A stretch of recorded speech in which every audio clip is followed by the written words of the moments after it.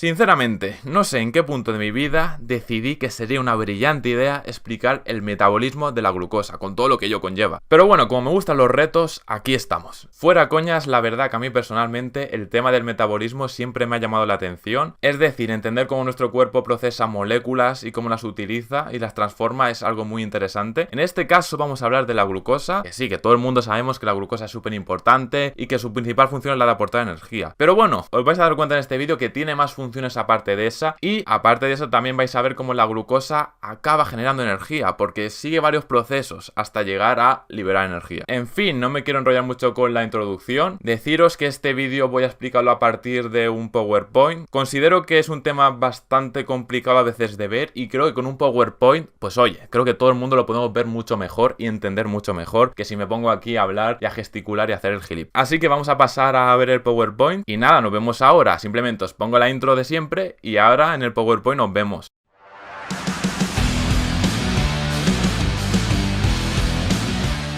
Bueno gente, pues ya estamos aquí en el PowerPoint. Lo dicho, quiero que sea una visión global y general. Quiero que entendáis un poco para qué se utiliza la glucosa sin entrar en muchísimos detalles. Lo intento hacer resumido, simplificado y nada, a ver si sale bien esto. Parezco aquí un profesor, eso no me hace mucha gracia, pero bueno, es lo que hay. Ya os digo, es que si no utilizo PowerPoint, explicar esto de verdad que se me hace muy complicado. Así que bueno, vamos a empezar ya sin enrollarnos más. Bueno, pues aquí tenéis un poco el índice de lo que vamos a ver. Bueno, aquí podéis leerlo vosotros mismos. Yo no voy a hacer el coñazo de leer cada cosa que escribo, ¿no? Pues a ver si os interesa, lo leéis por encima y ahora vamos a pasar punto por punto a explicarlo. Vale, en primer lugar vamos a hablar de la entrada de la glucosa a las células. ¿Cómo entra la glucosa a las células? Pues hay un transportador que se llama GLUT. Los GLUT son transportadores que tienen las células cuya función es conseguir meter dentro de esas células la glucosa. Hay diversos tipos de transportadores GLUT.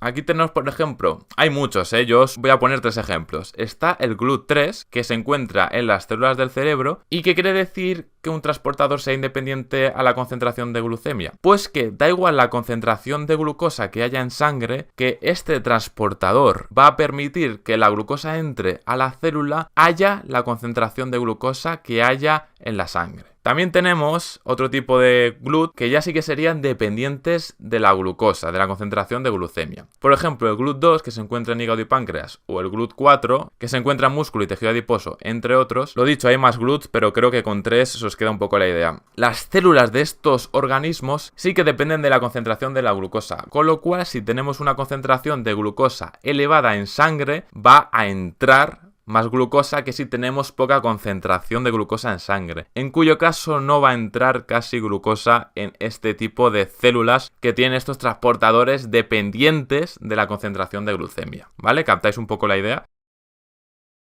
Bien, ahora vamos a ver la glucólisis, que es un proceso metabólico que se produce en todas las células. Vamos a definir un poco qué es la glucólisis. Pues nada, simplemente es lo que os he dicho un poco, es un proceso metabólico cuya función es la de degradar la glucosa, es decir, rompe la glucosa para obtener de esa glucosa 2 piruvatos. Más adelante vamos a ver este piruvato para qué se utiliza. Funciones de la glucólisis, básicamente la que todos conocéis, generar energía, porque cuando rompes una molécula de glucosa generas energía, pero aparte de eso sirve para suministrar precursores que lo que hacen en definitiva es crear componentes celulares importantes para el organismo. Vale, recordemos, como os he comentado, que la glucosa se rompe y da 2 moléculas de piruvato. ¿Qué hacemos con esta molécula de piruvato? Pues si hay oxígeno se puede transformar en acetil-CoA y esto básicamente va a entrar en el ciclo de Krebs y va a generar, pues eso, energía y crear precursores para componentes celulares. Esta vía es la más eficiente, es decir, cuando hay oxígeno es más eficiente el uso de este piruvato que cuando no lo hay. Cuando no hay oxígeno, que es por ejemplo cuando hacemos la contracción muscular, en ese momento no hay oxígeno en el músculo y el piruvato de la glucosa se utiliza para formar lactato. Que luego este lactato sirve para lo mismo que el acetil-CoA, es decir, acaba generando energía y generando precursores para componentes celulares. Lo que pasa que esta vía es más eficiente porque utiliza oxígeno que esta otra. Y luego esta vía del etanol es una vía más dedicada a bacterias, por lo cual no vamos a entrar en mucho detalle. Ahora vamos a hablar un poco de las vías de las pentosas fosfato. Vamos a ir del componente más simple al más complejo. Porque con la ribosa formamos pentosas, con las pentosas formamos nucleótidos, con los nucleótidos formamos ácidos nucleicos y con los ácidos nucleicos formamos ADN y ARN que guarda, en definitiva, como ya todos sabéis, la información genética de nuestro organismo. Entonces, fijaos la importancia de, a partir de un componente muy simple como es la ribosa, llegar a formar ADN y ARN, para que veáis la importancia de la glucosa realmente, que no es solo energía, que también nos sirve para este tipo de cosas. Luego también obtenemos poder reductor. El poder reductor lo que nos permite hacer es oxidar otras moléculas. Oxidando otras moléculas lo que vamos a conseguir es cambiar el estado de ciertas moléculas y activar ciertas vías o desactivarlas.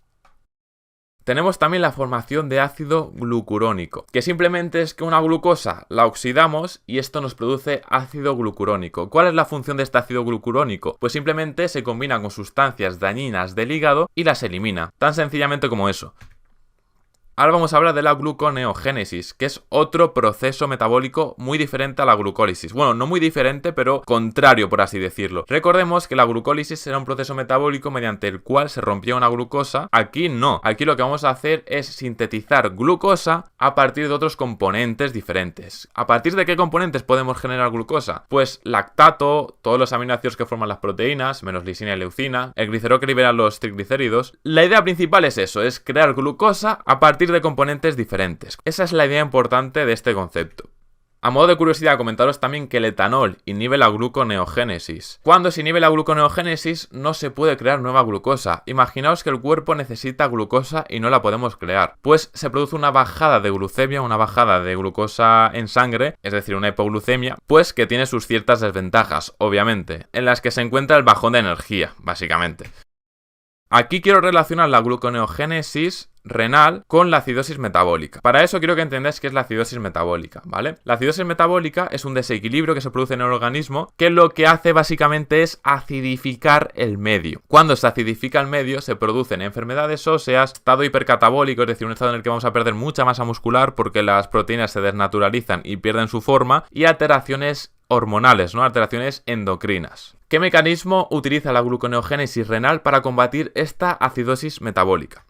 Pues muy fácil, gracias a la glutamina obtenemos amoníaco. Este amoníaco produce iones bicarbonato. Recordemos que la acidosis metabólica lo que hacía era bajar el pH y acidificar el medio. Estos iones bicarbonato que libera el amoníaco lo que va a hacer es subir el pH y compensar de esa forma esa bajada de pH típica de la acidosis, esa acidificación típica de la acidosis, ¿no?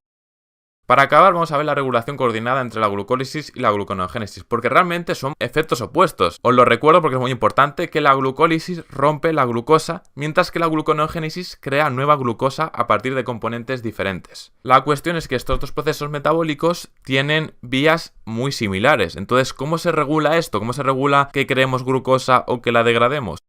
Tenemos una regulación alostérica. Una regulación alostérica significa que hay un componente que puede activar o desactivar la función de una enzima. Básicamente es eso.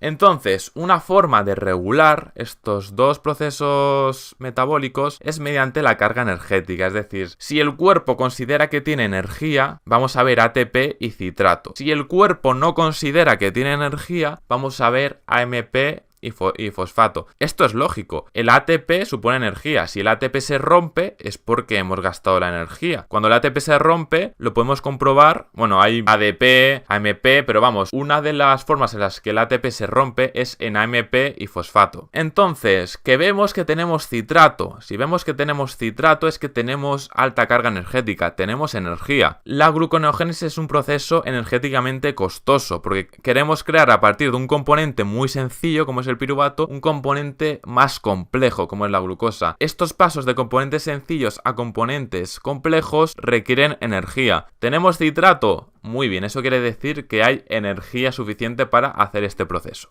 En el caso de la glucólisis es al revés, es decir, vamos a pasar de una molécula compleja como es la glucosa a una molécula sencilla como es el piruvato. Para esto no se requiere energía, todo lo contrario, vamos a liberar energía. Para liberar energía no tengo que tener energía. Y para no tener energía no tengo que tener ni ATP ni citrato. Y como vemos aquí, efectivamente no tengo ni ATP ni citrato, pero sí que tengo AMP, que el AMP es un metabolito que se forma cuando el ATP se ha roto. Entonces esto nos indica que nos falta energía en el organismo y por lo tanto vamos a utilizar esa glucosa para generar piruvato y generar en definitiva energía. Aparte de esta regulación alostérica está lo que se denomina la regulación hormonal. La regulación hormonal se controla por 3 hormonas, glucagón, adrenalina e insulina, y básicamente el proceso es un poco más complejo, pero si lo entendéis no es tan complejo como parece. Simplemente el glucagón y la adrenalina activan lo que se llama la proteína quinasa A, que esto no os asustéis, son nombres, o sea, formas de llamar a enzimas. Decir eso, que el glucagón y la adrenalina activan lo que se llama la proteína quinasa A, esta proteína quinasa A, cuando se activa, lo que hace es fosforilar. Fosforilar es añadir un grupo fosfato. Añade un grupo fosfato a esta enzima y al añadir un grupo fosfato a esta enzima, lo que hace es romper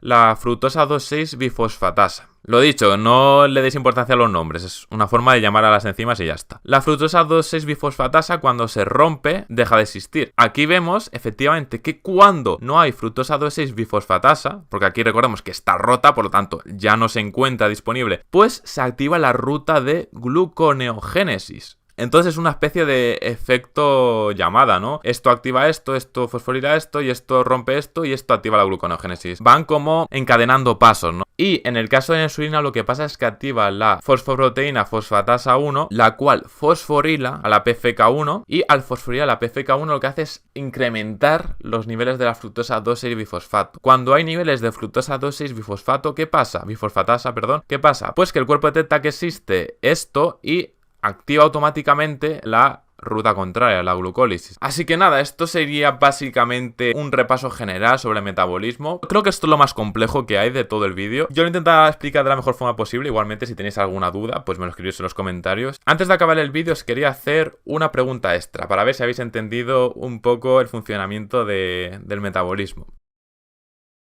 Y es la siguiente: ¿cómo es posible que dietas muy bajas en hidratos de carbono se puedan llevar a cabo sin riesgo si hemos visto que la glucosa es necesaria para controlar procesos imprescindibles del organismo? A ver, es una pregunta que en realidad he resuelto. Si entendéis el vídeo vais a saber por dónde van los tiros y vais a saber por qué sucede esto, ¿no? Qué densito el vídeo, ¿eh? Yo de verdad que lo intento explicar lo mejor posible. Son conceptos complicados. Y bueno, yo espero que al menos os haya gustado, o al menos hayáis aprendido algo. Con eso de verdad que me conformo. Deciros, antes de acabar el vídeo, que para hacer este vídeo me he basado en el tomo 1 del Tratado de Nutrición. Es un libro bastante complejo. Si queréis profundizar mucho en el tema, pues podéis consultarlo. Pero bueno, es una información que está bastante bien, la verdad. Yo lo recomiendo sinceramente si sois unos frikis de la nutrición y queréis profundizar muchísimo en ella. No me enrollo más, que ha quedado el vídeo muy largo. Espero que os haya gustado, o al menos que no os hayáis dormido. Si os ha gustado, decírmelo, y yo encantado de hablar sobre metabolismo. Hay mucho metabolismo, que sí de proteínas, que sí de fructosa, que sí, hay de un montón de conceptos relacionados con el metabolismo y la nutrición. Y si no os ha gustado, pues seguiré subiendo este tipo de vídeos, porque a mí personalmente me gustan. Lo que pasa es que lo haré con menos frecuencia, ¿vale? Yo lo haré con menos frecuencia si no os ha gustado, no os preocupéis. Nada, me despido ya, que no me quiero enrollar más, y nos vemos próximamente con un vídeo menos denso, más ligerito. Venga, hasta luego.